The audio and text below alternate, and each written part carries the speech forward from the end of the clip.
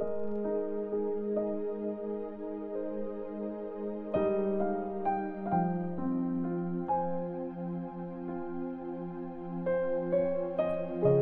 chapter 8. Ang babaeng nahuling nangangaliwa. Pagkatapos, umuwi na sila. Pumunta si Jesus sa Mount of Olives. Kinabukasan, habang maaga pa, bumalik siya sa temple. Nag-gather ang mga tao sa paligid niya. Umupo siya at tinuruan sila. Dumating ang mga teachers ng law at mga Pharisees. Kasama nila ang isang babaeng nahuling nangangaliwa. Pinatayo nila ang babae sa harap ng lahat.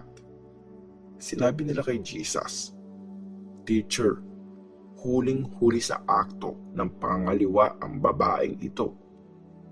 Inutos sa law ni Moses na dapat batuhin siya hanggang mamatay. Anong masasabi mo?" Sinabi nila to para mahuli nagsasabi ng mali si Jesus at makasuhan siya. Yumuko si Jesus. Tapos, nagsulat siya sa lupa gamit ang daliri niya.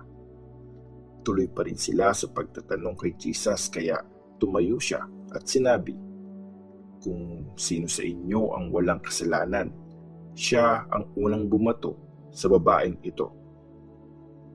Tapos, yumuko ulit siya at nagsulat sa lupa. Pagkarinig nila nito, isa-isa silang umalis. Simula sa mga matatanda. Naiwan si Jesus at ang babae na nakatayo pa rin. Tumayo si Jesus at sinabi niya sa babae, "Nasaan na sila? Wala bang naiwan para husgahan ka?" "Wala po, sir," sagot niya. "Hindi rin kita huhusgahan. Umuwi ka na pero huwag ka nang gagawa ulit ng kasalanan," sabi ni Jesus. Si Jesus ang ilaw ng mundo. Nagsalita ulit si Jesus sa mga Pharisees. "Ako ang ilaw ng mundo. Magkakaroon ng ilaw ang buhay ng taong sumusunod sa akin at hindi na siya maglalakad sa dilim."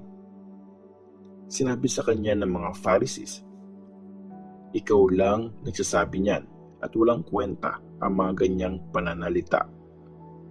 "Hindi," sabi ni Jesus. "Kahit ako lang nagsabi nito, totoo ang sinasabi ko kasi alam ko kung saan ako galing at kung saan ako pupunta. Pero hindi nyo alam kung saan ako galing at kung saan ako pupunta. Nang huhusga kayo ayon sa standards ng tao, pero wala akong hinuhusgahan.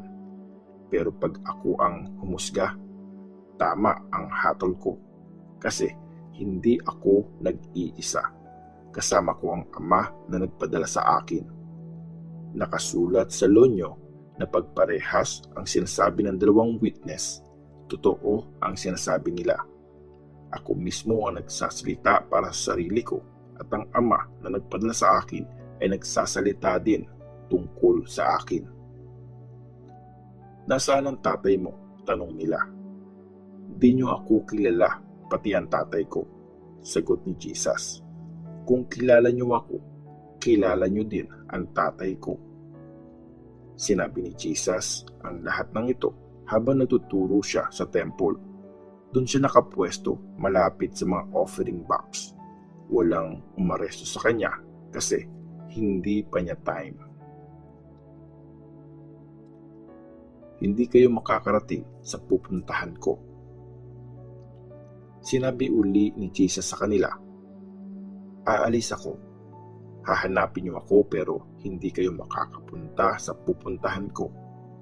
Mamamatay kayo na hindi napapatawad ang mga kasalanan niyo." Sinabi ng mga Jewish leaders, sabi niya, hindi raw tayo pwedeng pumunta sa pupuntahan niya. Magpapakamatay ba siya? Sumagot si Jesus, "Taga dito kayo sa mundo, pero galing ako sa itaas. Nakatira kayo sa mundong ito pero hindi ako taga dito. Kaya sinasabi ko sa inyo, mamamatay kayo sa kasalanan nyo. Mamamatay kayong hindi napapatawad ang kasalanan nyo kung hindi kayo maniniwala na ako ay ako nga. Sino ka ba? Tanong nila. Sumagot si Jesus. Yung sinasabi ko sa inyo nung umpisa pa lang, marami akong pwedeng sabihin at ihatol sa inyo, pero hindi nagsisinungaling ang nagpadala sa akin at sinasabi ko sa mga tao sa mundo kung ano lang ang narinig ko sa Kanya. Hindi nila naintindihan na ang tinutukoy ni Jesus ay ang Ama. Kaya sinabi niya, pag tinas nyo ang Son of Man, malalaman nyo na ako ay ako nga at maiintindihan nyo na wala akong ginagawa ayon sa sarili kong paniniwala, kundi sinasabi ko kung anong inutos sa akin ng Ama na sabihin sa inyo. Kasama ko ang nagpadala sa akin, hindi niya ako iniiwang mag-isa kasi lagi kong ginagawa ang gusto niya.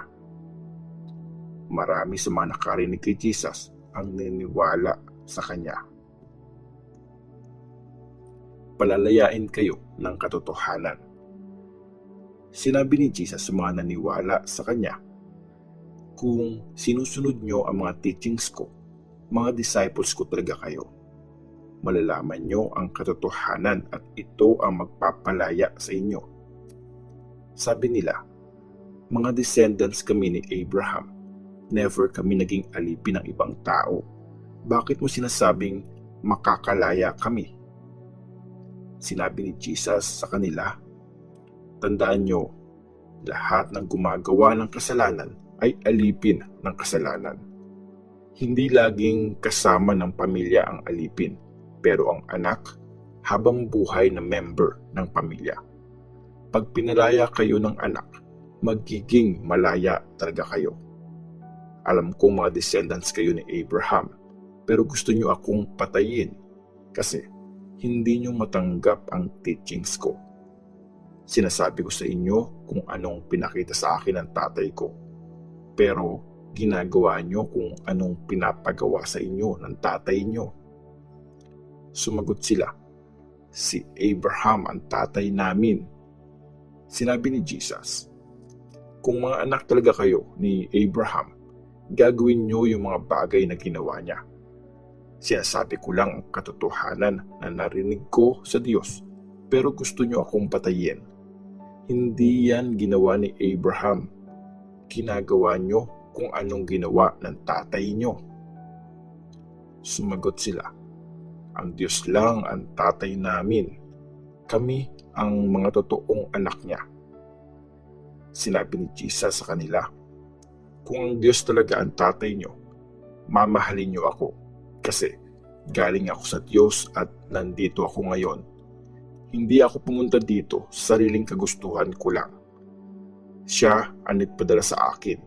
Bakit hindi nyo naiintindihan ang sinasabi ko? Hindi nyo kasi kayang tanggapin ang mensahe ko. Ang devil nga ang tatay nyo at mga anak niya kayo kasi sinusunod nyo ang gusto niya. Sa simula pa lang, mamamatay tao na siya at hindi siya kakampi ng katotohanan kasi walang makikitang totoo sa kanya. Pag nagsisinungaling siya, ginagawa niya lang kung anong natural sa kanya kasi sinungaling siya at siya ang ama ng lahat ng kasinungalingan.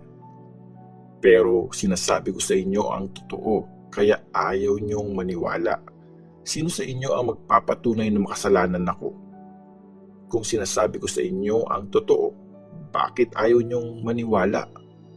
Nakikinig sa mga salita ng Diyos ang nanggaling sa Diyos, pero hindi kayo galing sa Diyos, kaya hindi kayo nakikinig. Si Jesus at si Abraham. Sinagot siya ng mga Jews, o di ba, tama kami. Samaritan ka at sinasapian ka ng demonyo. Hindi ako sinasapian, sabi ni Jesus. Binibigyan ko ng karangalan ang Ama, pero hindi nyo ako nirirespeto.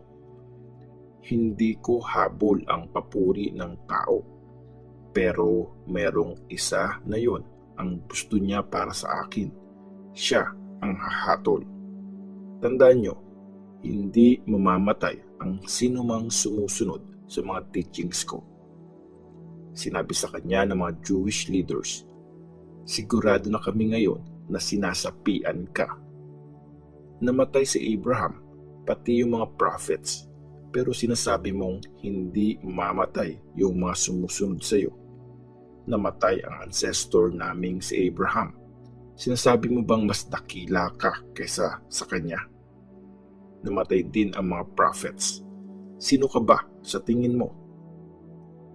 Sumagot si Jesus, kung ako lang ang pupuri sa sarili ko, walang kwenta yun. Ang tatay ko ang pumupuri sa akin. Siya ang kinikilala niyong Diyos. Di niyo talaga siya kilala, pero kilala ko siya. Kung sasabihin kong hindi ko siya kilala, magiging sinungaling akong gaya niyo. Pero kilala ko siya at sinusunod ko ang sinasabi niya. Masaya ang ancestor niyong si Abraham nung malaman niyang makikita niya ang araw ng pagdating ko. Nakita niya yun at natuwa siya. Sinabi sa kanya ng mga Jews, wala ka pang 50 years old pero nakita mo na si Abraham. Sinabi ni Jesus, tandaan niyo, bago pa nabuhay si Abraham, ako na. Pumulot sila ng mga bato para batuhin siya, pero nagtago si Jesus at lumabas sa temple.